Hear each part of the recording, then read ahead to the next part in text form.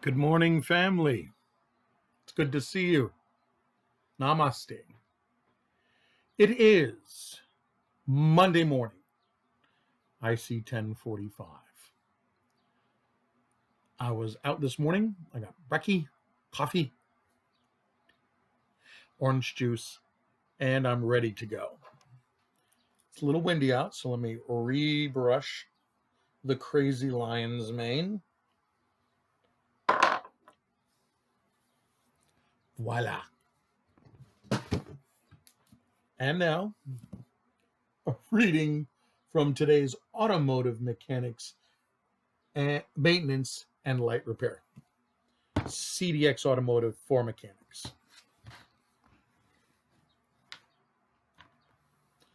All right. Ooh. Ambient air temperature sensor.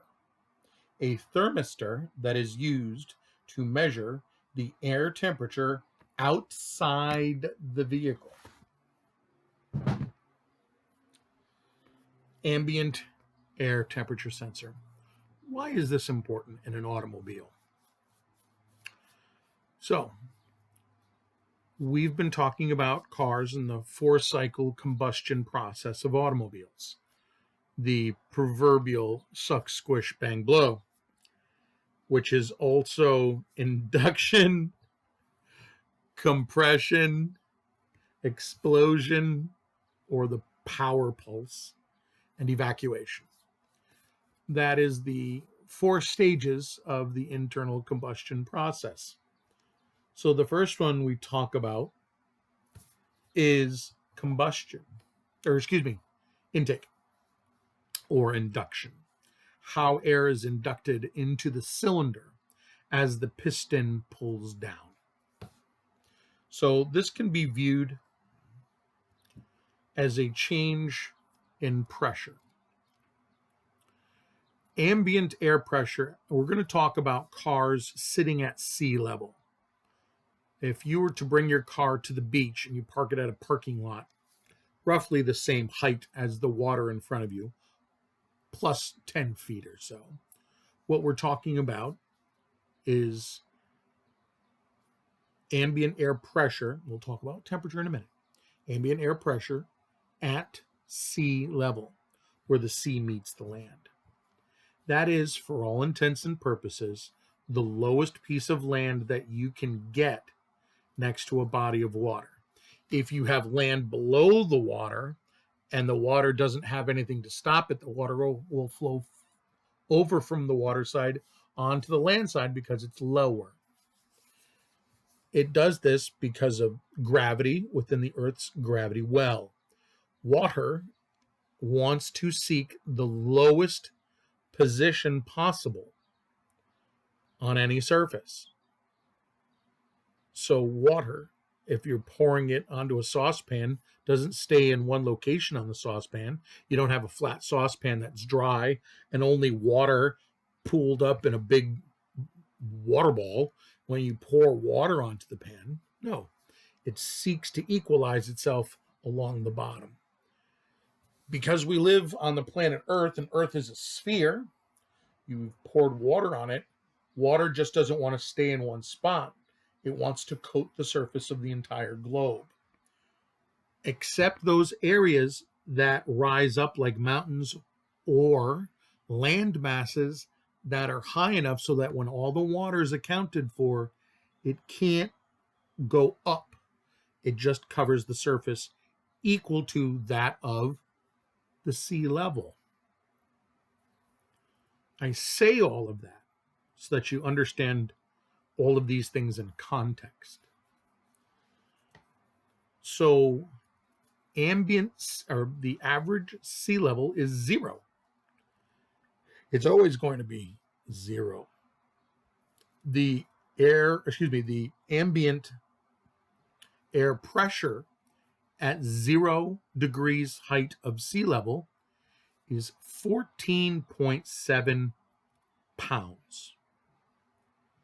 That means if you took a tube that was 1 square inch in diameter, and you put that tube all the way up into outer space, and all of that air was pushing down onto that 1 square inch of space inside that tube, you would have literally 14.7 pounds of air.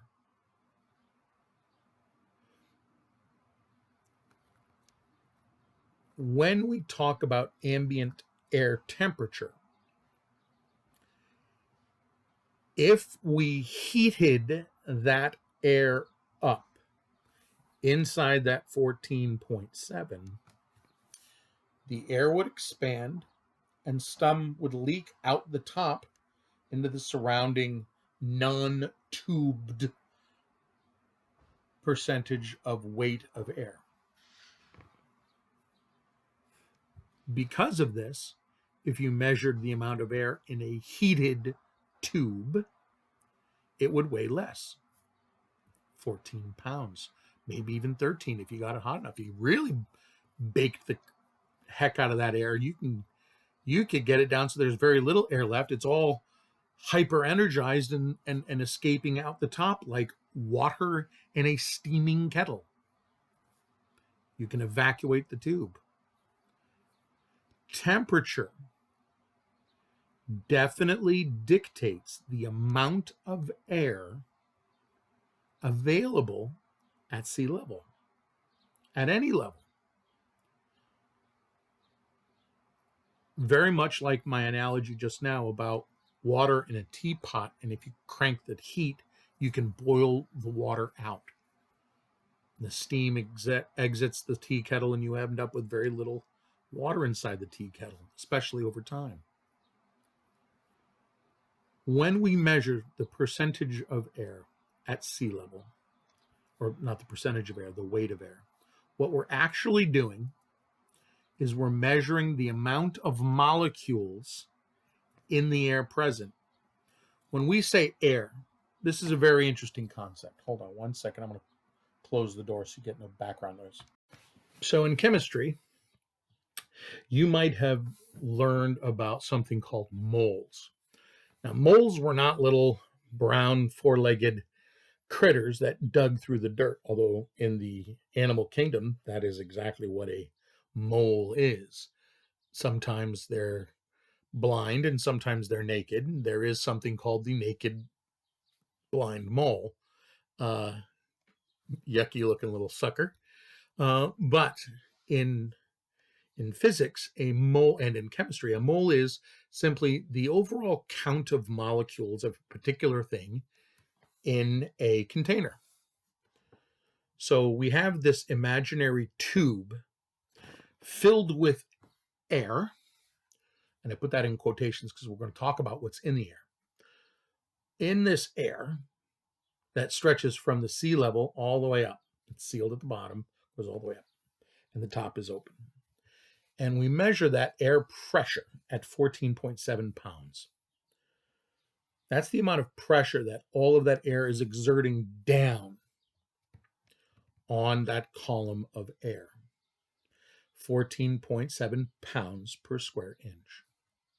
So let's just take 14.7 as our starting point in actual weight of air that we have. Inside of 14.7 pounds of air, if we looked at a standard list of constituent matter within air, we would find, I think it's like 70% nitrogen, 18, it was 20% oxygen. I think it's down to 18%. But let's just, for safety's sake, no, for mental sake, for me to do the math, 20% oxygen. So it's 70 nitrogen, 20 oxygen, and then trace elements like helium, hydrogen. Well, hydrogen occurs free. It's up top. It separates itself rather quickly. All these trace elements occupy the last 10%. And there's like 10 different natural gases that occur in the wild, in nature, uncompressed. But for the most part, those are our top two, nitrogen and oxygen. Oh, there's carbon dioxide, carbon monoxide. Those are the other ones, the carbon-based molecular sets. But for the most part, we deal with 70% nitrogen, 20% oxygen, and the rest are trace.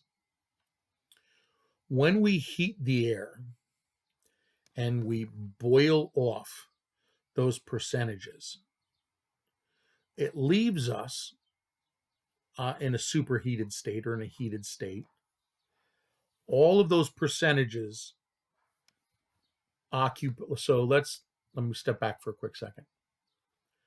If the weight of the nitrogen is 17% or 70% of 14 pounds, so let's call it 15 pounds. So 10% of 15 is 1.5, right? 1.5 times 70 or 7. I don't, wait a minute. I am thinking I want to do the math out to show you guys, but then I'm like, the math doesn't matter. You guys are going to like quickly turn it off and go, Mr. Romer's going crazy off the deep end again. I'll simply say this. The weight of nitrogen in that column that we've heated is now down to, like, if you heat it up to 100 degrees, let's say it goes down to 4 pounds. And the amount of oxygen goes down to like 1 pound. So at the beginning, we had 14.7, of which 10 pounds was nitrogen and 4 pounds was oxygen. Now we're down to 4 pounds and 1. We don't have a lot of nitrogen and oxygen molecules to use when the air's been heated. There's less oxygen. Literally, the oxygen count has gone from, we've got about 4 pounds of oxygen to use in a combustion process at sea level, down to 1 pound of oxygen to use at sea level. So the temperature of the outside air at sea level is directly proportional to the amount of oxygen we've got to burn. And if we remember, 14.7 is also an amazing number, that we use it in gasoline for stoichiometric burning, which means for every 1 part of fuel, we need 14.7 parts of air, of which the major components are nitrogen and oxygen, to burn that. And of the two, nitrogen and oxygen, the one we need the most is oxygen. Okay? Oxygen is what we use to catalyze or burn the fuel. Now, if we're at sea level and we've got a normal amount of air, then let's say this amount of gasoline needs this amount of air to burn. It's directly proportional. But if we have this amount of fuel and the air pressure is so low that there's no oxygen in it, we need a ton, an increase in the amount of volume of air that we need to stuff in someplace. Well, that's the update. I don't want to do that. Into the engine in order to make a complete combustion event. Which is why, and this is the fun part, you guys can do the research on this. In World War I, in the months leading up to World War II, engineers were recognizing that there was a limit, an upper limit, to how far their planes could fly. Piston engine planes like the Vought Corsair, the Corsairs, that bent wing plane. The wings went down and up. They called it the dihedral wings. Looks like a seagull flying. Had the big rotary motor up front, not rotary engine, but rotary motor. There are a bunch of engines on a circle. Then you had the big Allison and Rolls-Royce and Merlin V12 engines on the Mustangs and Spitfires, right? Old World War II prop planes, the ones that make the, we all love those World War II movies. Those engines had a ceiling height, which meant at a certain level in the air, they got so high up that the air pressure not the temperature in this case, but the air pressure was so low that they couldn't get enough air into the motor to burn the fuel properly. It wasn't about spark, it was having enough air in every combustion event. When that piston went down and that vacuum formed, only a little bit of air went in to satisfy the vacuum. And it wasn't enough to run the engines well. And pilots would complain they'd get to like 30,000 feet. They couldn't go higher. They had to be on pressurized, they have little oxygen bottles and everything. The engines they wouldn't run right. And I forget what the ceiling is. I said 30,000 just as a conversational piece. It wasn't based on fact. I think the ceiling height was 21.5, something like that. So here, the engineers sat down and they went, all right, look, how do we stuff more air into an engine? And they went, well, we can push more air. We can make pumps that took the outside air, low pressure, and pressurize it so it would present there. It would show 14.7 pounds in the intake manifold. And they were like, that's a good idea. Let's do that. So they came out with superchargers and turbochargers. And these systems were simply two forms of pushing air into an engine at altitude. The difference was the turbocharger ran off exhaust gases and the supercharger ran off the crank. So as the planes flew, these systems pushed more air, low pressure air, into high pressure air. And they were making these piston engines be able to fly higher and higher where the air was thinner and thinner. And those superchargers and turbochargers was taking the thin air and pushing it down into an amount and then put it into the engine. So the engine saw 14.7 pounds of pressure in the intake manifold. And they would fly well at altitude. Well, engineers also saw what was good up at altitude was amazing down at 14.7 ambient air pressure. It was amazing. It was like power production, a massive increase in power. Hold on. I have to pick a time for my restart. And I'm going to do so right now. Restart options. 5:09 p.m. Got it. Pick a day. Restart. Good. So we're getting to the temperature because it's very important.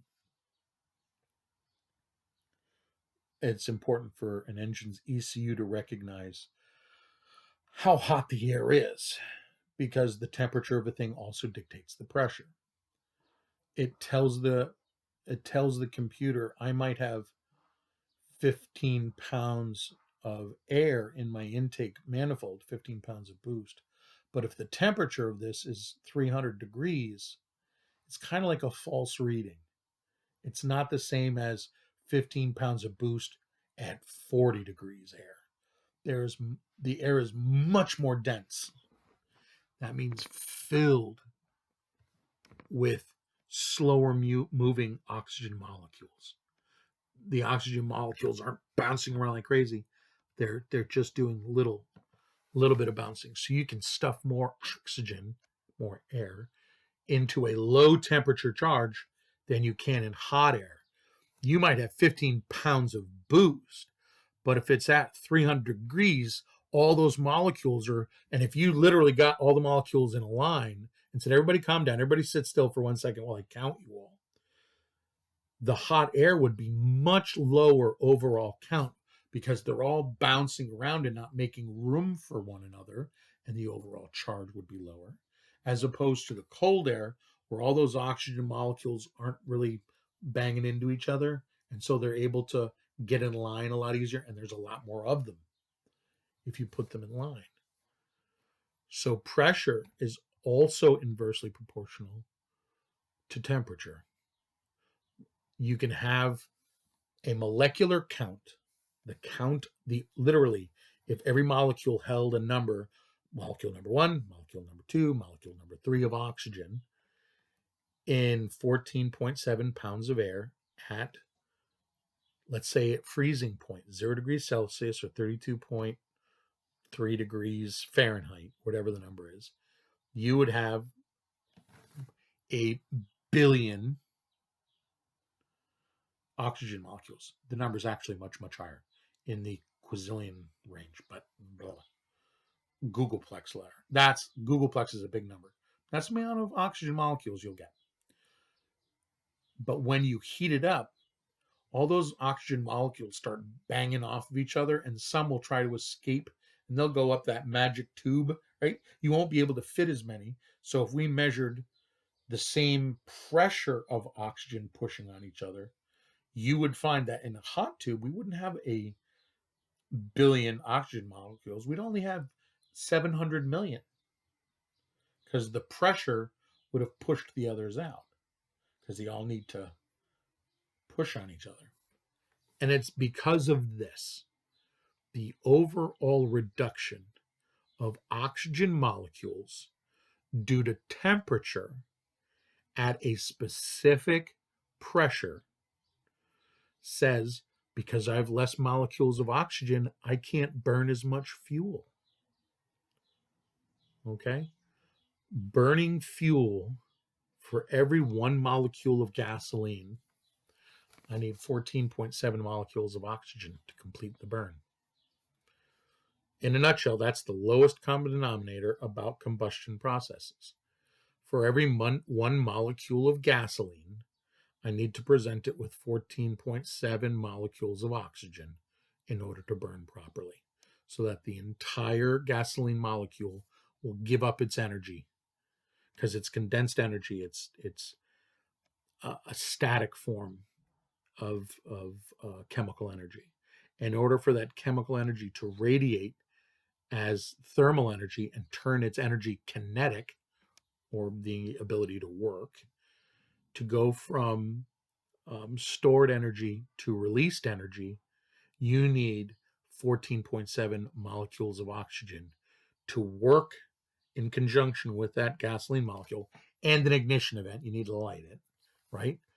In order for it to burn 100% away and leave nothing left behind except carbon dioxide and carbon monoxide. It is this process where, if you take away the overall amount of oxygen molecules because it's too hot, then you won't be able to burn all the fuel, and you have to reduce the fuel, right? What happens when you reduce fuel? You're taking your foot off the gas pedal. What happens when you take your foot off the gas pedal? Less power. So this is why it took me a long way to get around. But the end result is, now you know why temperature and the ambient, which means the general air temperature around you, neither heated nor cooled by structures or things, just you walk into the outside out of direct sunlight, say under the shade of trees or whatever, and you have a nice box with one side open, and you put a thermometer in that little box right there in the open air with vented holes, and you measure the temperature of the air. That means ambient. Doesn't mean air trapped inside your car after a hot day in the sunshine and your truck's painted dark green like mine, or when you open the door you get blasted with oven heat. And neither are we talking about refrigerated air that my grandmother used to have at her house on a hot summer day where it was 30 degrees below zero because the ACs were running constantly. You can't go into that house and go, well, the ambient air temperature is 30 degrees below. No, it is the average air temperature outside of the sunshine. That's ambient air. And because of that, we can also get a measurement of the air. Now, here's the fun thing about temperature. Let's say we take our same air pressure sensor and we go to the beach on an average day. Average air temperature. Average day is like 70. I think the average measurements were 70 degrees. I think the consensus was 70 degrees, which is the ambient air temperature of the planet across all the seasons and all the months and everything, 70 degrees is it. 72 point something, right? The pressure is 14.7 pounds per square inch. There's a billion oxygen molecules per 14.7 pounds per square inch at sea level at an ambient air temperature of 72 degrees, which is the average for the planet. If we were to take and heat that little bit of parking lot at the beach up so it was 100 degrees out, we'd still measure 14.7 pounds. But if we tried lining up those billion oxygen molecules, there wouldn't be a billion. There's only be 700 million molecules lined up, because they're all starting to push against each other, and the overall environment, all those molecules would be rising up a little bit. So the density of the air would be a little higher up high, but our density down low would be slightly lower. Because remember, we don't have all those molecules. They've gone somewhere. All they've done is they've pushed up a little bit.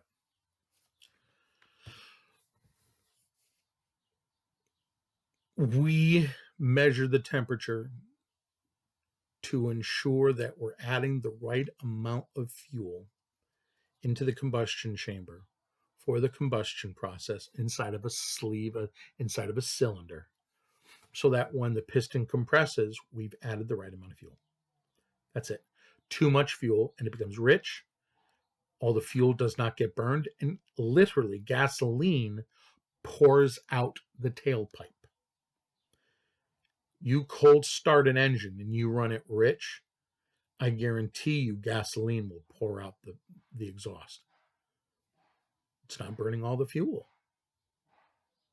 And the gasoline recondenses. It gets to be a mixture in the piston and cylinder area, but it recondenses in the exhaust manifold as it goes down the exhaust pipe. That mist reforms into a fluid, and you will literally get gasoline pouring out your tailpipe. Carboned, dirty, it's nasty, but it's still gasoline. So what does the engine do when it sees an elevated temperature of air? It lessens the amount of gas that it gives. So you have a good idle. But you'll also know overall power production is down, which is why on a hot day, your car seems to not have as much horsepower and torque. Down on power. Down on power because it's hot out. There aren't enough oxygen molecules to burn the fuel. So we use less fuel. Less fuel, less power. Which is also why, here comes the fun part for those of you who race and those of you who mess around with cars a lot will know. You get that same air, that 14.7 pounds, under cold temperatures. There are many more oxygen molecules at sea level, and your car runs amazing. Many more, like 5-6 more horsepower on a cold morning. You can feel it. You can feel that your engine goes, there's a lot of oxygen in this air, man. We need to add a little more fuel. And you're like, wow, there's more power in my engine on a cold morning. Yes, there is. Which is why when you see people running intercoolers, or if they're at the drag strip packing those intake manifolds with ice, chilling off their intake manifolds because they want to coax as much cold air, which by physics has more molecules in it. Cold air literally has a higher count of oxygen molecules in it.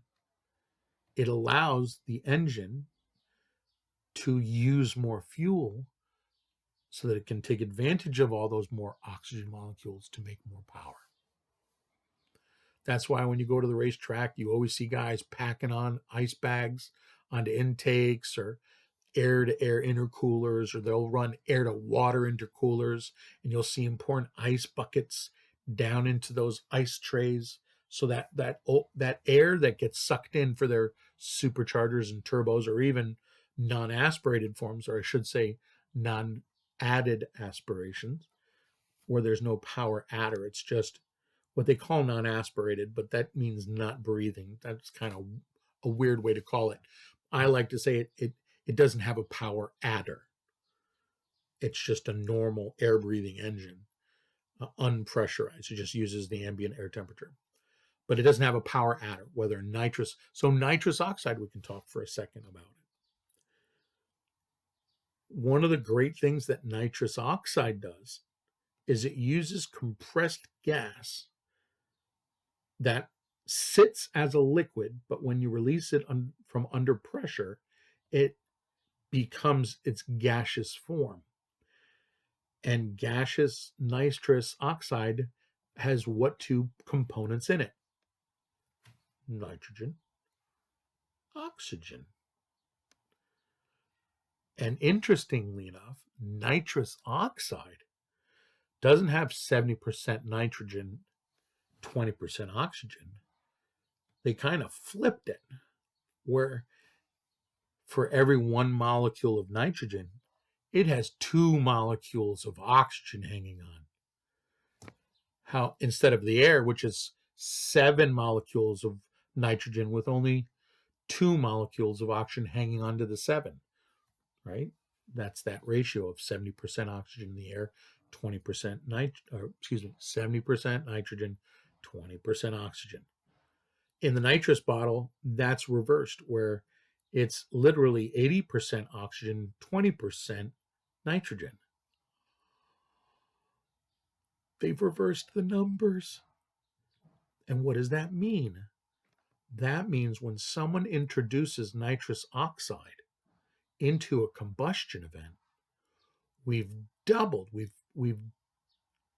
the amount of oxygen initially of the air fuel mixture, that we've doubled the oxygen content. Twice as much oxygen means we can push twice as much fuel. Twice as much fuel burning properly in an engine, lots more power, right? That's the beauty of nitrous oxide. Obviously, there are downsides to this. I don't know who this is, so I'm going to reply with "Can't talk now. What's up?" So what we have here in nitrous oxide is, and it works wonderfully on several levels. One is the fact that we have a bottle filled with a substance that has twice the amount of oxygen as opposed to half the amount of oxygen in the ambient air. Lots more oxygen. The second beautiful thing about nitrous oxide is, remember from our air conditioning talk, when you take a room temperature pressurized liquid, or pressurized gas that's been pressurized down into a liquid, and you release the compressed liquid so it can regasify, what happens to the gas with the air mixture and the bottle itself? It gets freezing, right? We've all had that can of brake clean, and you would just keep spraying it. The little bottle we're spraying from keeps getting colder and colder and colder and colder, to the point where like you can't hold the can because it's all frosty. Well, the same thing happens in nitrous oxide. So not only is the spray coming out having so much more oxygen available to be burned in a combustion event, but it's colder, which means you can pack even more oxygen molecules into the combustion process. So win-win, right? Nitrous oxide. Mr. Romer, if it's so awesome, why isn't it being used all the time? I will tell you. One, it's expensive to run all the time. Can we tune for it across the entire engine spectrum? Absolutely. But right now, with the cost of it and how it's used and how much we need to use, nitrous oxide is best used when the engine is at its highest RPM levels, where power production can be most advantageous. There are some cars that use nitrous oxide from idle all the way through its rev range. They're just on the spray from the moment they mash the gas pedals. And they use, enormous amounts of nitrous oxide. I've seen Camaros and Firebirds at the drag strip that had 6. What was the biggest one I saw? 8, but I didn't see him run. I saw a guy with 6. When I mean industrial, I mean the kind you find at hospitals. 6 tanks laying down side by side in a tubbed Firebird. And the guy had 6 of them. And he was running like 1,000 horsepower nitrous hits, staged out, 400 at the light, 600 halfway down, and no, reverse that. 400 at the light, 600 at the 60 foot, and then lasted on halfway down all 1,000. Staged out so that it was different stages. The foggers would initiate at different points down the track to take advantage of the vehicle rolling, and it can take advantage of all that additional power. If you tried to do all 1,000 horsepower at the light, you just sit there and the tires would spin. You wouldn't go anywhere. So we'd get a light hit at the light so we can dig, get the traction, get out and rolling because of the heavy cars. Then another hit, another 200 horsepower when the car was past its between 60 and 120 feet, when it was really starting to get going, that 60 mile to 130 mile an hour grunt.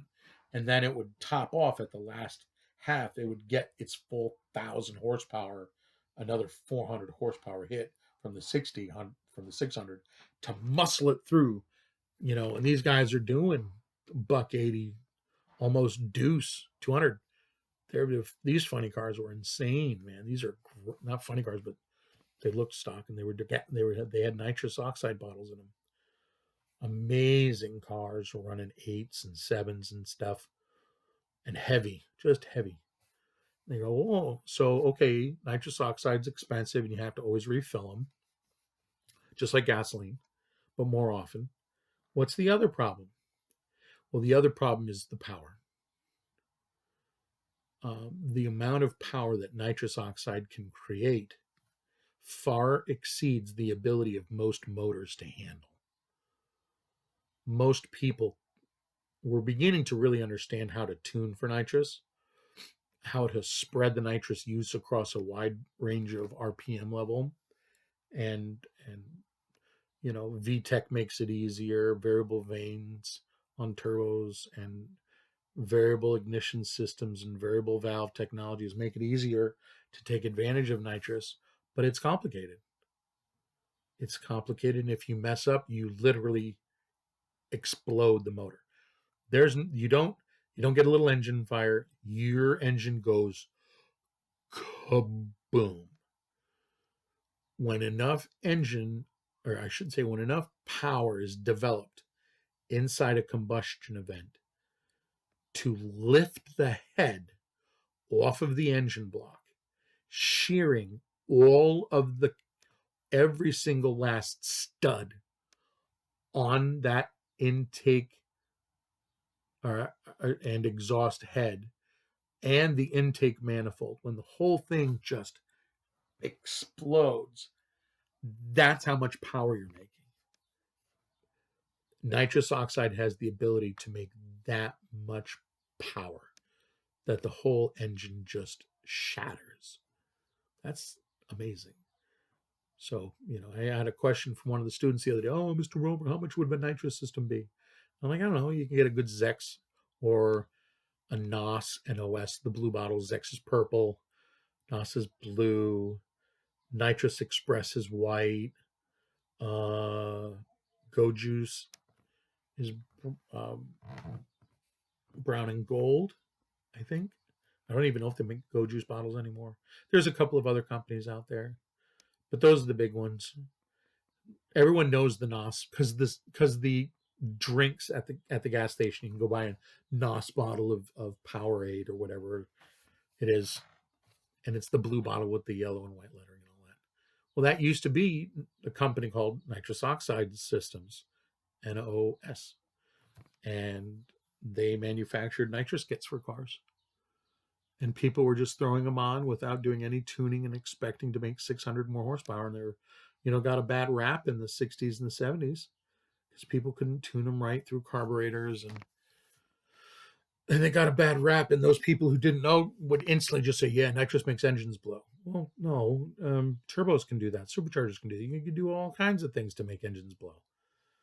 Nitrous just made it much more prettier, like a fireworks, because it had that much more energy density to it, much more than superchargers and a little bit more than turbos. Turbos start to approach the energy density levels of nitrous because you're using the exhaust gases to spin the turbine wheel, which pushes more air in, and it grows exponentially with the amount of exhaust gases going through.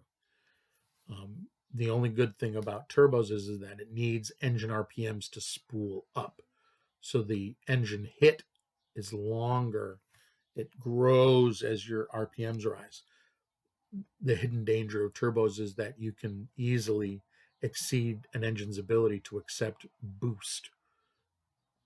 And an engine can be designed and an engine can be tuned to handle 15 pounds of boost and do so safely until the wastegate lets go and pushes all the exhaust gas through the turbo and you spike at 30 psi and the engine's like, we're just tuned for like 14.7 psi. We don't know what to do with the extra 15 pounds of boost, so we let the air in without the extra fuel. Super lean, burns down your pistons. You just have an incredibly lean event. That's all. You lean the engine out. Tons more air, not enough fuel. It burns, but it gets super hot.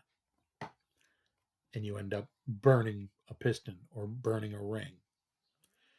Nitrous oxide, they wouldn't burn. They just blast. Kaboom! Because it's still cold in there.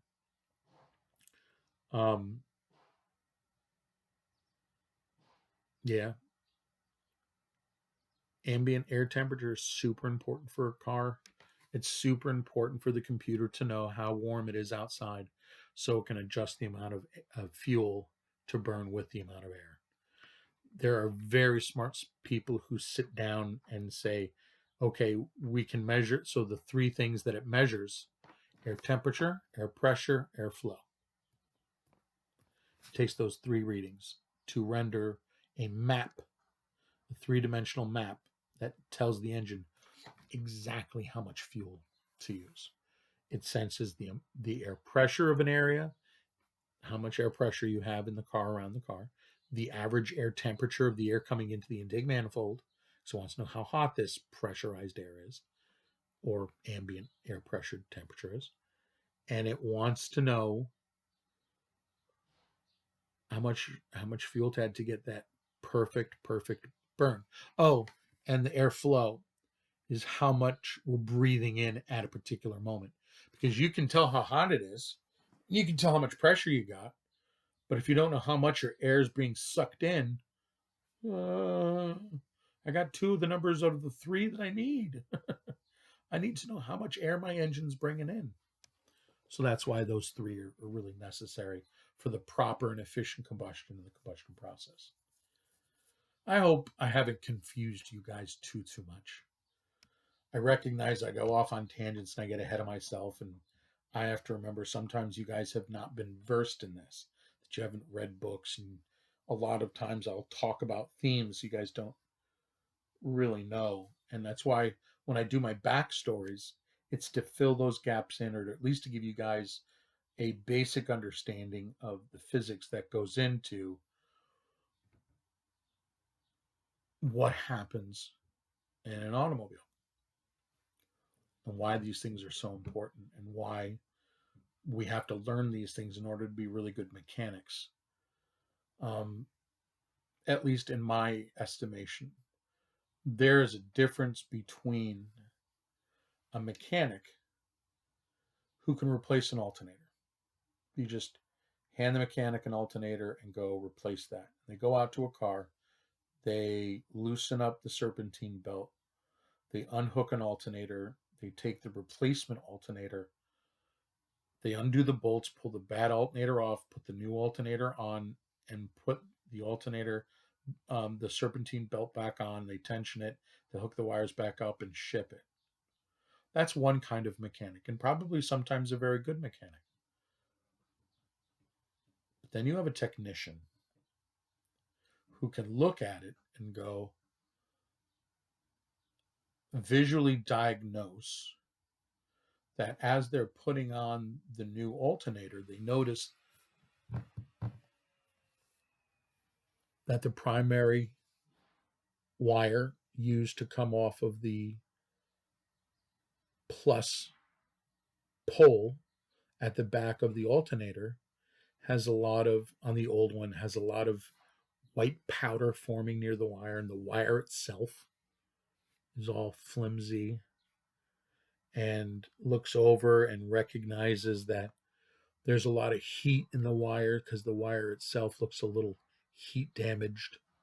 And then he looks over and starts to look around the engine bay and does a little bit of mental diagnosing and recognizing the reason why the alternator, the old one, broke was maybe because the electrical wiring from the alternator to the primary fuse box was providing too much resistance.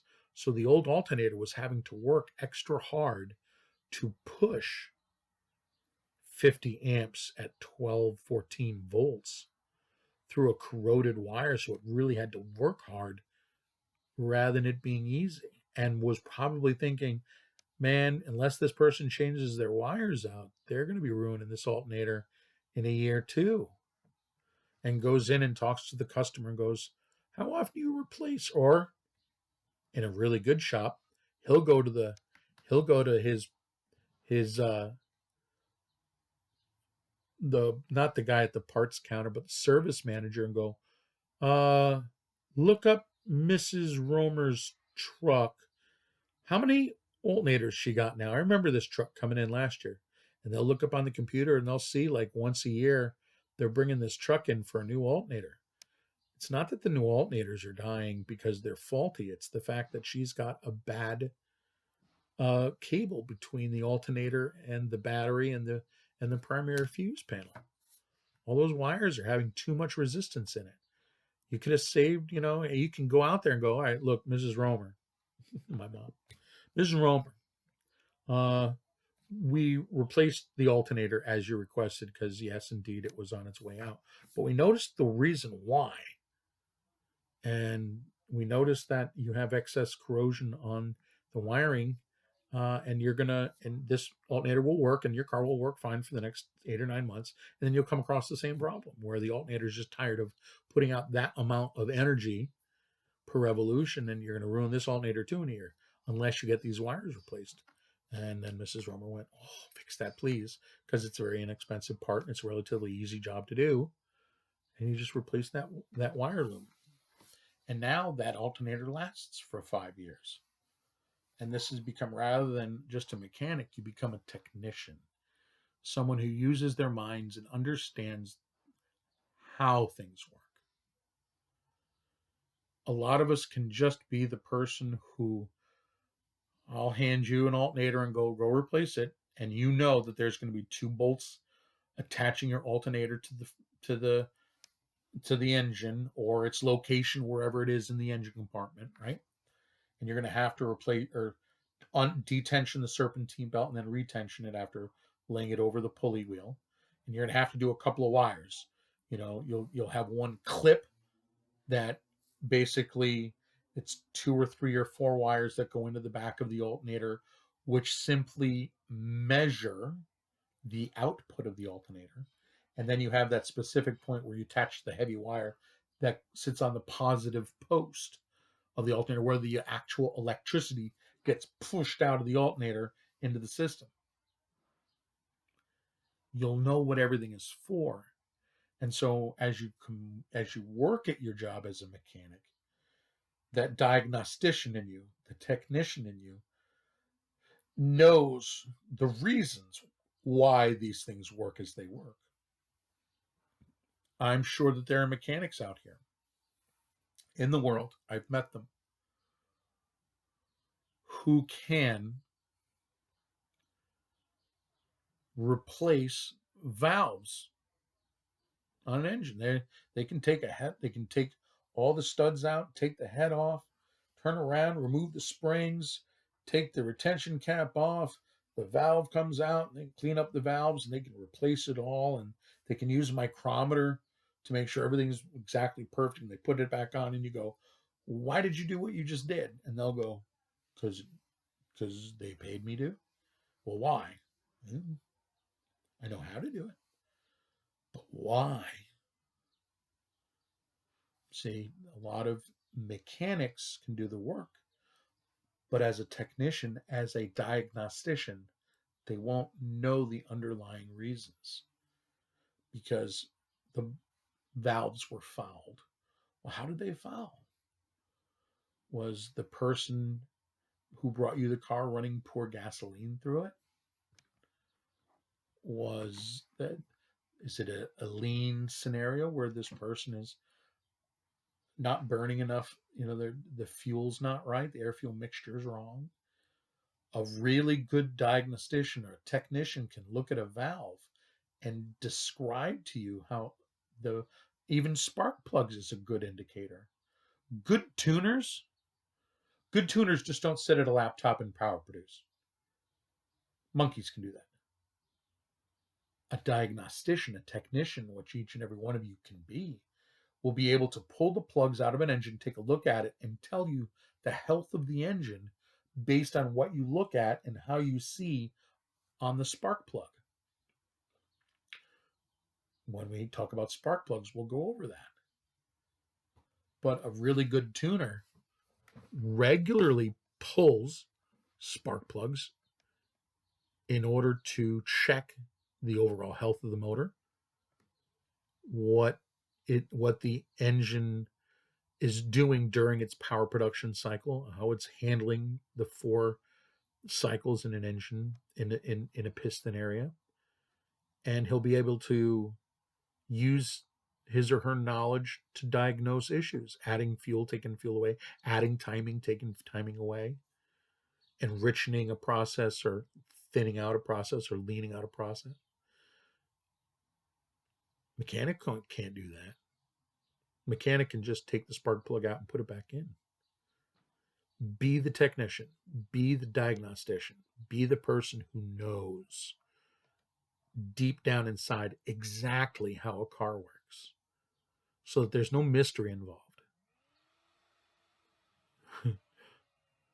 We can all do it. It's just a matter of learning. And some of that requires listening to these videos. That's all. Just listen. It'll get into your head. You don't even have to work at it. I have faith in you guys. I trust and believe that each of you can do this. All right. That's enough for today. Fist bumps, power, BLM.